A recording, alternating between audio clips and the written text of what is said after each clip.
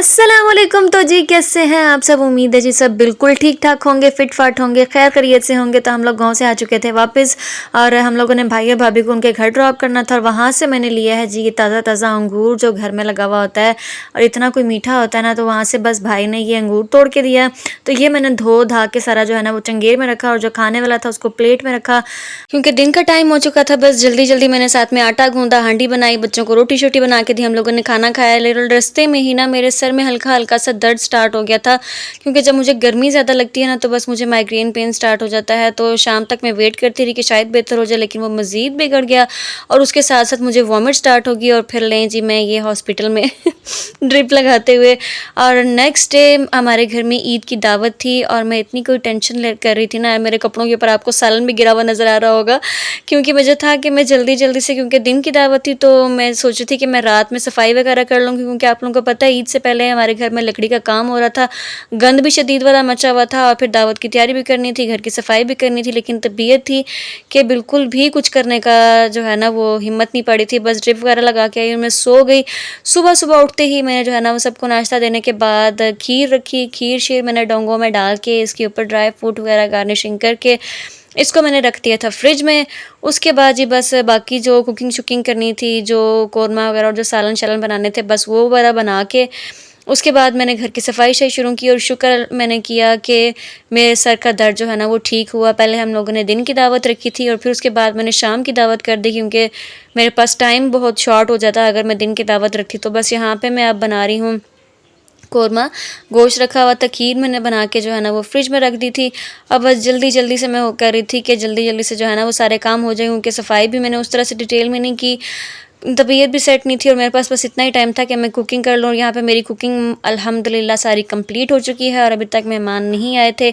बस मैंने सारे देचकों में सालन शालन डाल के रख लिया है, सिर्फ गर्म करने वाला था। उसके अलावा जो है ना मेरे चावल रह गए थे, जो मुझे ये था कि मैंने यखनी वाला निकाल के रख दी थी और चावल मैंने भिगो दिए थे कि जैसे ही वो लोग आएंगे तो फिर साथ में मैं उनको दम लगा लूँगी, क्योंकि चावल जो है ना वो गरम गरम और ताज़े ताज़े ही अच्छे लगते हैं। अगर दम उनको पहले दे देना तो वो फिर ठंडे हो जाए तो उस तरह से टेस्ट नहीं आता। यहाँ पे मेरे सारे खाने शाने तैयार थे और किचन शिचन मैंने सारा बर्तन जो एक्स्ट्रा थे वो धो धा के साफ़ सुथरा करके रख दिया था। किचन की मेरी टेंशन ख़त्म हो चुकी थी। अब आते हैं जी घर की सफाई की तरफ। सफाई तो अल्हम्दुलिल्लाह मेरे हस्बैंड ने काफ़ी हेल्प कर दी थी और यहाँ पे मैंने बेड शीट्स वगैरह बेड की चेंज कर दी थी, क्योंकि ज़ाहिर सी बात है जब ईद की दावत होती है ना तो आपका घर भी चमकना चाहिए तो बस यहाँ से मैंने बेड की चादरें वगैरह चेंज की, अपने रूम की, बच्चों के रूम की। जब भी आपके घर कोई दावत हो या आपके घर गेस्ट आने हो ना, तो आपके घर के साथ साथ आप ख़ुद भी अच्छे लगने चाहिए। ज़रूरी नहीं कि आप बहुत ही अच्छा कोई ड्रेस पहन के बैठ जाएं, लेकिन कम से कम आपका ड्रेस अच्छा साफ़ सुथरा होना चाहिए और आप खुद फ्रेश लगने चाहिए। हल्की सी बीबी क्रीम लगा लें, हल्की सी लाइट सी पिंक लिपस्टिक लगा लें, लिप ग्लोज लगा लें, उसके साथ जी अच्छी सी कोई परफ्यूम लगा लें, ताकि जब कोई गेस्ट आपके घर आए ना तो वो आपकी शक्ल को देख के शर्मिंदा ना हो, भाई हमारी वजह से अगले का इतना बुरा हशर हो गया और आप पसीने में भीगे हुए हों और आपकी शक्ल उतरी हुई हो। तो मैं अपने टाइम को जो है ना वो मैनेज कर लेती हूँ कि मैंने इतने इतने टाइम में ये काम कंप्लीट करने हैं। उसके बाद मेहमानों के आने से पहले मैं देखती हूँ अब इतने बजे तक गेस्ट आ जाएंगे, उससे पहले मुझे अपने काम निपटा के और ख़ुद रेडी होना होता है बच्चों। और यहाँ पे जी हम तैयार श्यार होकर मेहमानों का इंतज़ार कर रहे थे जी हमारे मेहमान कब आएंगे, और फाइनली जी यहाँ पे हमारे गेस्ट आ चुके हैं।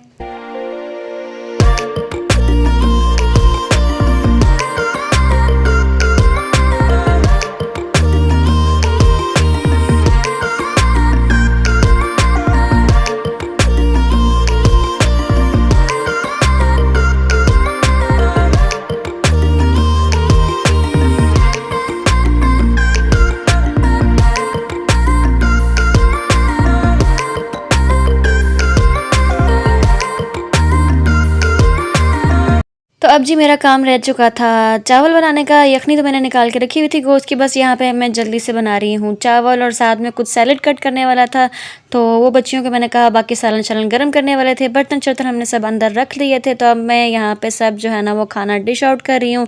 और कुकिंग करने के बाद इतनी शदीद वाली टेंशन होती है ना कि पता नहीं अब खाना कैसा बना होगा, कैसा टेस्ट होगा, मेहमानों को पसंद आएगा कि नहीं आएगा। और वैसे भी जो है ना वो मेरी एक दिन पहले तबीयत भी ख़राब थी, तो मुझे कुछ समझ नहीं लगा कि मैंने कैसे कुकिंग की है और कैसा बना है, लेकिन फिर भी सब तारीफ़ कर रहे थे। स्पेशली जो है वो पाए सबको बहुत ज़्यादा पसंद आया था कि पाए बहुत मज़े के बने हुए हैं। और जब मैं डिश आउट करके अंदर दे आई थी ना, तो मेरे ज़हन में एकदम आया था कि मैंने तो पाए टेस्ट भी नहीं किया कि उसमें नमक मिर्च भी कैसा है। मैंने बस ऐसे ही बना के जो है ना वो जल्दी-जल्दी से डोंगों में डाल के दे दिया, लेकिन अल्हम्दुलिल्लाह फिर भी सबको बहुत पसंद आए। तो बस ये यहाँ पे खाना-शाना लग चुका है।